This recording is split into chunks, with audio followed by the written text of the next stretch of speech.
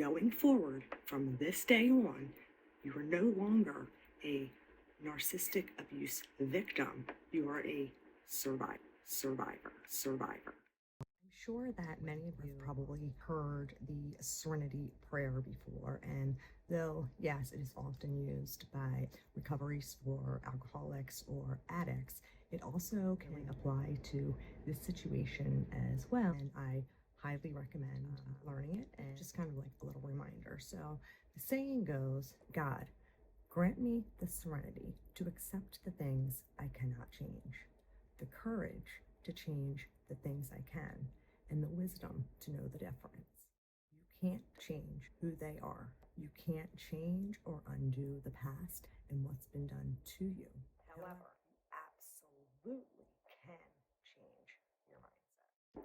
In order to do so, though, you have to let go of the limited beliefs that the narcissist has been feeding into your psyche. You also have to get out of your own way. You have to stop thinking and saying you can't. You have to stop wishing you were as brave as or as strong as. You have to stop hoping that maybe some counselor or knight in shining armor, whomever, is going to come along and fix you. You have to get out of your own way, and you have to start acting. You have to start believing. You have to start doing. Going forward from this day on, you are no longer a narcissistic abuse victim. You are a survivor. You are the person who got trapped in a forest fire and made it out alive. Yeah, you probably endured some burns along the way, but you didn't succumb to the smoke and the roaring flames. You're the kid who was tossed into the river, didn't know how to swim, yet somehow managed to find his way over to the river's bank. You're the girl who found herself in a free fall, yet somehow didn't break upon impact of the landing. You are now a survivor. I'm not going to sit here and tell you that this is going to be easy. It's not easy. It's going to be a daily struggle for you to push aside those negative thoughts, those negative voices that are lingering inside your brain, those little whispers dancing around inside of your thoughts that the narcissist has strategically implanted in there just for moments like this, moments when you may find some courage. It's going to take everything you have some days to dig deep, to stay in control, and to consciously overpower these subconscious thoughts that your mind has now become familiar. And in these times, it is crucial that you remember who you are. You remember who you are, that you are enough, that you are always enough, and that you deserve so much more. And once I remembered who I was, well, that's when the game changed. It changed because I had changed my mindset. From that day forward, I have reminded myself every day of who I am. And for those days that, it's a little harder to do or takes a little longer to remember, I printed out inspirational quotes and words of affirmation, and I hung them all over the house just in case I, needed a little extra reminding. And then alongside of this, I began doing things to build my confidence. I began doing things to prove to myself that I could survive without him.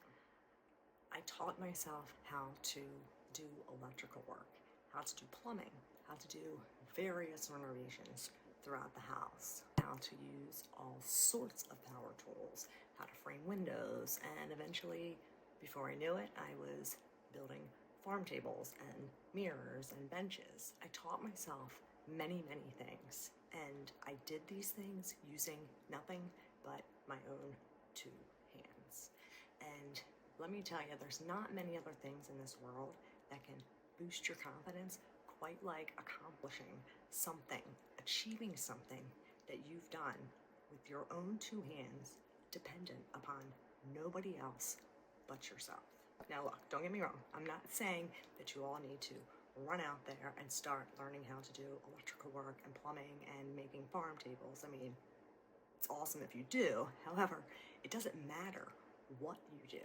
It's doing it and depending upon nobody but yourself.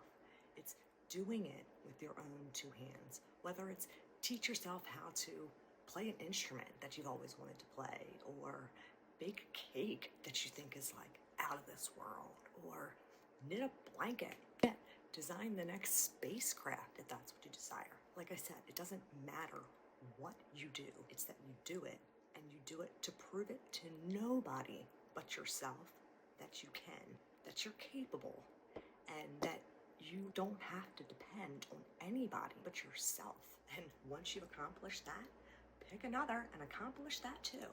Just stay positive and know that you can't fail. You either accomplish it, you achieve it, or you learn from your mistakes. Trial and error, and the next time you do it differently. If you do this, before you know it, your confidence will be greater than you will ever be able to have believed that it could be. And I can say that with my utmost sincerity because I have been in your shoes. I have lacked greatly in confidence. I am no braver, I am no stronger, and I am no wiser than any of you out there. And if I can do it, you better bet your goddamn ass that you can do it too. I know you can. I know you can. You need to believe it because what you believe is what you will be. What you say you are, you will become. So believe in yourself and take back the control. Accept the fact that you will never change them.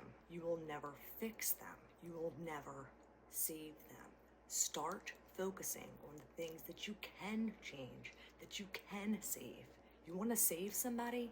Go save that person staring back at you in the mirror, because that person is the most important person you will ever meet in your entire life. And they need you, and they deserve so much more. Don't ever stop reminding yourself of this, and don't ever stop reminding yourself of who you are. All right, God bless. Peace, people.